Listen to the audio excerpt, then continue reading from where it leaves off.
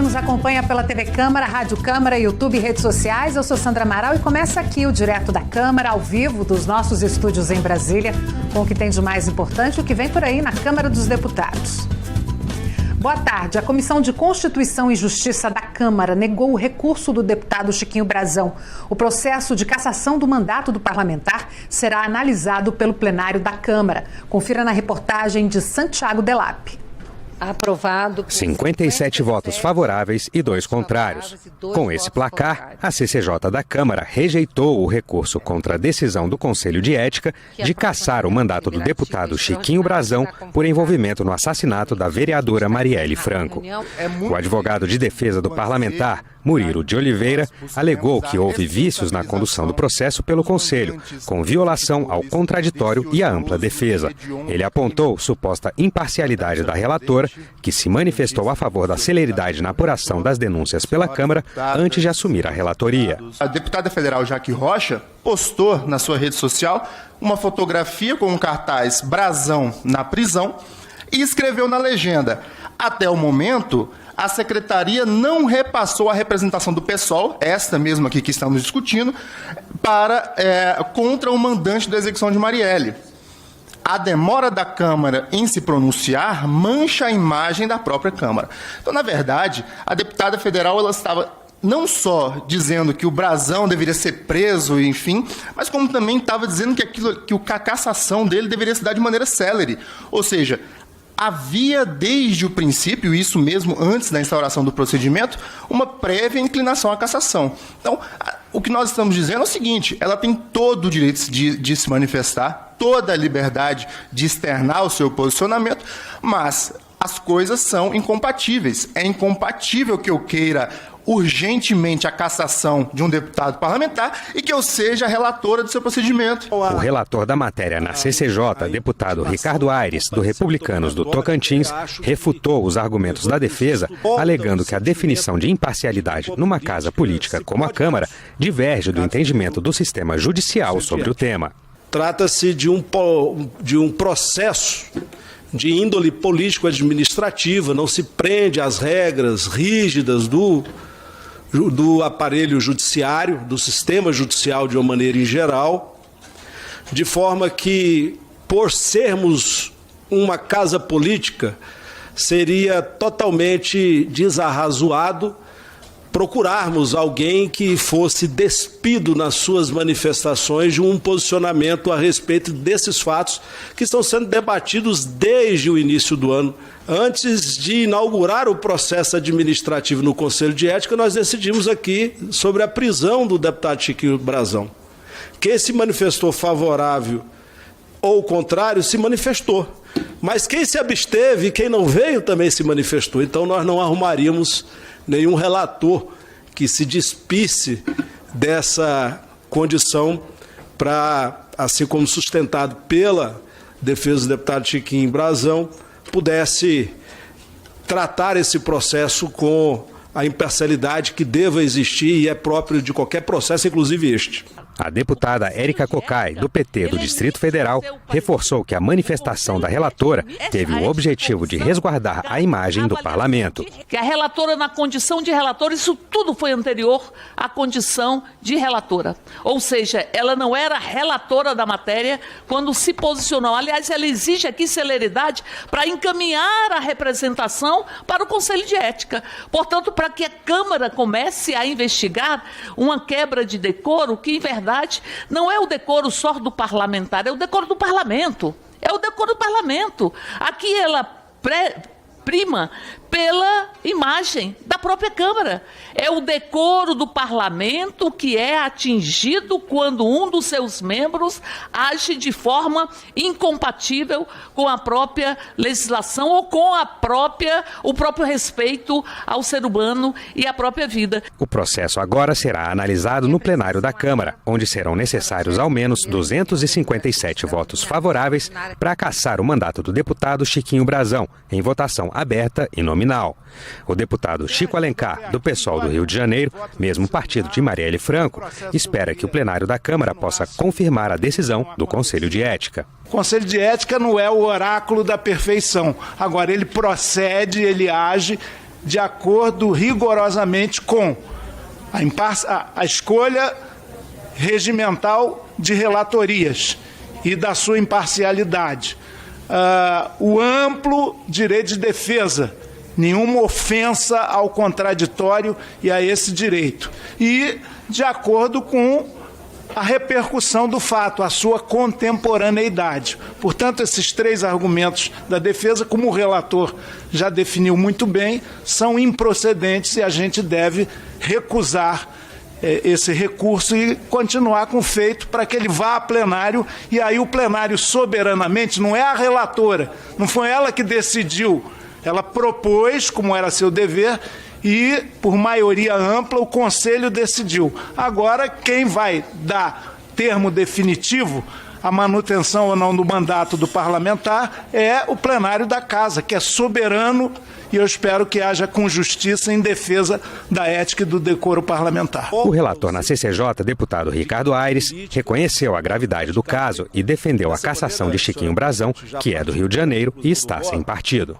O crime contra a vida por si, caso tivesse sido praticado diretamente ou sob a influência e comando de algum parlamentar, já justificaria a penalização máxima. E nós estamos aqui a julgar não só um crime contra a vida, mas também contra a democracia, o que coloca em xeque o próprio Estado democrático de direito. De maneira que essa Câmara Federal não se pode furtar a necessária e imprescindível penalização a despeito de qualquer outro interesse corporativista que possa macular a dignidade do cargo que nós exercemos. O Direto da Câmara mostra essa semana uma série de reportagens sobre a violência contra a mulher. Nesta segunda reportagem, você vai ver uma outra forma de violência que tem se tornado comum, principalmente nestes dias de campanha eleitoral: a violência política. Uma lei aprovada pelo Congresso Nacional em 2021 tornou crime a violência política de gênero contra a mulher. A pena de prisão pode chegar a 4 anos, mas isso não parece suficiente para coibir esse tipo de crime, como mostra pra gente o Juliano Cartacho. A violência contra a mulher pode acontecer de várias formas e nos mais variados ambientes, no político inclusive. Segundo o Ministério Público Federal, só nos últimos 3 anos foram registrados 215 casos de violência política de gênero no país, todos praticados contra mulheres. Entre as vítimas estão vereadoras, prefeitas, deputadas, senadoras, presidentes de partidos e candidatas. São ofensas, ameaças, agressões, transfobia, assédios moral e sexual e até fraude nas cotas de gênero dentro dos partidos políticos. Keca Bagno é nascida em Brasília, mestra em políticas públicas pela UNB e ligada a diversos movimentos sociais. Foi candidata ao governo do Distrito Federal em 2022 e a vice-governadora em 2018. Ela já foi vítima de diversas violências. Eu estava fazendo uma caminhada pelas comerciais daqui de Brasília e em um determinado momento que a gente para, uma moradora jogou um balde de água sanitária em mim. Mas acho que foi muito sintomático, assim, porque jogar uma água sanitária numa mulher preta com outras mulheres, assim, Acho que dá aquela sensação, tem que limpar isso, tem que tirar isso daqui. E isso é muito difícil. Uma lei aprovada pelo Congresso Nacional em 2021 tornou crime a violência política contra a mulher. A norma estabelece pena de 1 a 4 anos de prisão e multa para quem cometer esse tipo de crime. Além disso, proíbe a propaganda eleitoral ou partidária que deprecia a condição da mulher. Para o Ministério Público, com a proximidade das eleições municipais, a tendência é de que o número de ocorrências aumente em todo o país, já que as mulheres acabam ficando ainda mais expostas à violência. Essa realidade se reflete na política. Só para você ter uma ideia, nas eleições de 2016, pouco mais de 9 mil mulheres foram eleitas para as câmaras municipais em todo o país, contra quase 50 mil homens eleitos. Em mais de 1.000 municípios, nenhuma vereadora foi eleita. Em outras 1.800 cidades, apenas uma mulher conseguiu lugar no Legislativo. Os dados são do Tribunal Superior Eleitoral. Para a deputada Elisângela Araújo, do PT da Bahia, enquanto a mulher não entender a força e o poder de transformação que ela tem por meio do voto, essa realidade não vai mudar. Porque a gente tem um problema que é estrutural do machismo, do patriarcado, que está impregnado em toda a sociedade. E a gente tem que furar a bolha, tem que dialogar com todas as pessoas, não só entre nós mulheres, mas com toda a sociedade como um todo. Segundo dados do Tribunal Superior Eleitoral, as mulheres já representam 52,5% do eleitorado brasileiro. Mesmo assim, esse número ainda não se repete no espaço ocupado por elas nos parlamentos, como explica a presidente da Comissão Nacional da Mulher, advogada da OAB Nacional, Cristiane Damasceno Leite. Nós temos que estar nos espaços de destaque e de poder de decisão com a caneta na mão, para que a política ela seja efetiva. É essa a reflexão. A coronel Ana Paula Hackbah, segunda mulher a comandar a Polícia Militar do Distrito Federal, sabe bem o que é lutar para assumir um papel de protagonismo em uma carreira ainda predominantemente masculina. Para chegar ao posto mais alto da corporação, precisou derrubar barreiras e lutar para mudar a legislação que limitava o posto que uma mulher poderia chegar ao fim da carreira militar. Quando eu ingressei na corporação, as mulheres faziam o mesmo curso de formação e nós só íamos até capitão. Então isso aí já era um preconceito, né? Nós fizemos uma luta, fomos atrás de mudar a nossa legislação e conseguimos. Então hoje a gente faz o mesmo curso, a gente está junto aos homens e a gente tem as mesmas oportunidades e igualdades. A secretária da Mulher da Câmara, deputada Benedita da Silva, do PT do Rio de Janeiro, lembrou que a violência política de gênero é um tema global. O assunto chegou a ser discutido durante o encontro de mulheres parlamentares do G20, grupo de países que reúne as maiores economias do mundo.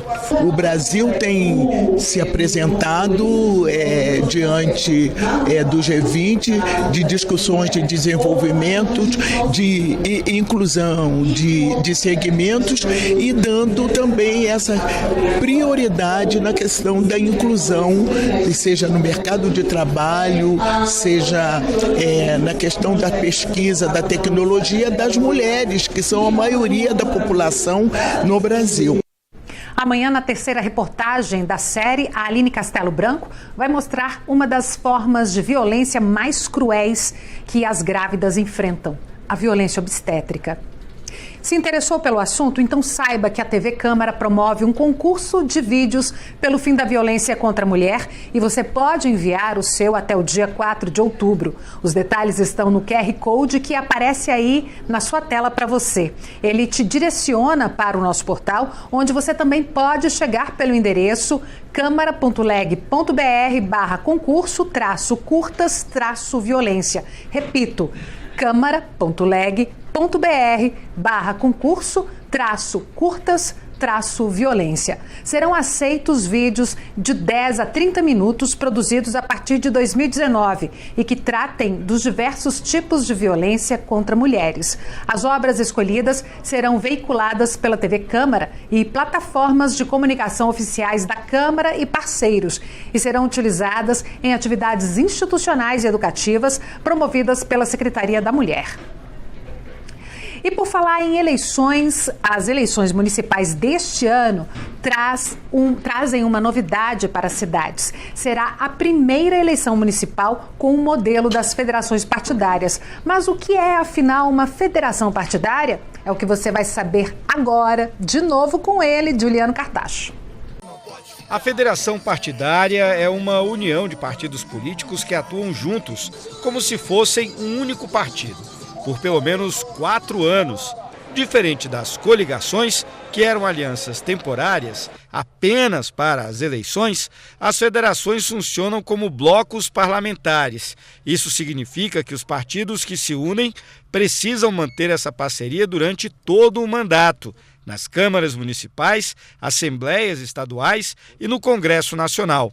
Para a deputada Luciene Cavalcante, do PSOL de São Paulo, o novo modelo traz ganhos principalmente para o eleitor. a partir das federações, o eleitor, quando ele vai votar numa federação, aqueles partidos que se uniram, eles têm demandas, ideologias, bandeiras, lutas próximas. Então, quando você vota numa federação, o eleitor, ele não corre o risco de acabar elegendo um outro deputado ou vereador, um outro político que não tem aquela ideologia que ele quer, que aconteciam nas coligações. Então, esse é o maior impacto que a gente tem nas eleições. Ao contrário das coligações, que continuam podendo ser feitas apenas para cargos majoritários, como prefeito, governador e presidente da República, as federações trazem a exigência de uma aliança de longo prazo. Isso pode significar que os partidos pequenos terão mais voz, já que unidos terão mais representatividade, o que era uma das principais críticas às antigas coligações, como explica o deputado Helder Salomão, do PT do Espírito Santo. A federação, ela é também uma forma dos partidos se unirem para evitar que partidos menores percam o registro porque não conseguiram ultrapassar a cláusula de barreira. Um outro aspecto importante é que você forma uma federação, no nosso caso com 3 partidos, e você tem que se sentir desafiado a conviver com pensamentos políticos diferentes, porque o PT tem um programa de governo, tem um estatuto, o PCdoB tem outro, o PV tem outro, e assim vale também para a Rede, PSOL, Cidadania e PSDB, que tem federação, e esse exercício ele é importante. Está em vigor a lei que reformula a política nacional do turismo. Um dos objetivos é modernizar o setor. Acompanhe aí os detalhes na reportagem de Jaciene Alves. Com as novas regras para o setor de turismo, hotéis e pousadas passam a responder por danos causados aos hóspedes pelos serviços que prestarem. A partir de agora, unidades do Airbnb passam a ser consideradas como meios de hospedagem. Durante votação na Câmara dos Deputados, o relator Paulo Aze, do União da Bahia, destacou que a nova lei traz avanços para o setor do turismo. Aprimora os objetivos da Política Nacional de Turismo, tais como o estímulo à participação e ao envolvimento das comunidades e populações tradicionais no desenvolvimento sustentável da atividade turística. 2. O apoio à prevenção e ao enfrentamento à exploração sexual de crianças e adolescentes e a outros abusos que afetam a dignidade humana no turismo brasileiro.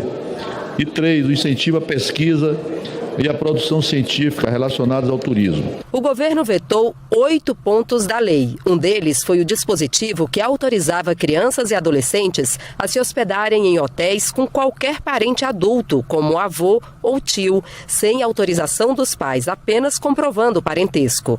Na mensagem de veto, o presidente Lula argumentou que a medida contraria o Estatuto da Criança e do Adolescente.